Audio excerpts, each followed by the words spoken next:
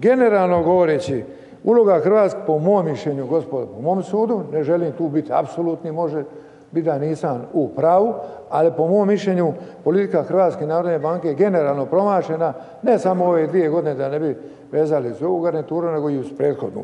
Ali ono što je mene zaboljelo, kao člana Odbora za izbor i imenovanje, taj klinac, direktor sadašnji Hrvatske narodne banke, nije došao, nije htio doći u Hrvatski sabor na Odbor za imenovanja, jer ga mi imamo tu pravo pitati, imamo ga pravo vidjeti, imamo pravo reći ovo ili ono, normalno da će ga većina izabrati. Tako. Taj klinac nije htio doći. Znači on nije priznao ni Hrvatski sabor, ni Hrvatsku državu. On je sluga nekih tajnih lobija financijskih i eventualno neke politike, a nije sluga ove države. I on je to javno htio pokazati i iskazati.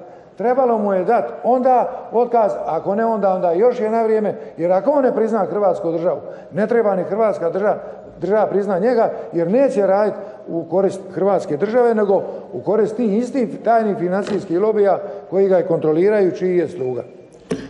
Ali ipak malo pripazite kako oslovljavate. Ništa nisam uvrijedio, gospodo predsjednice, nikoga. Iznio sam samo činjenice. Ma ne možete govoriti da je neko klinac, molim vas lijepo.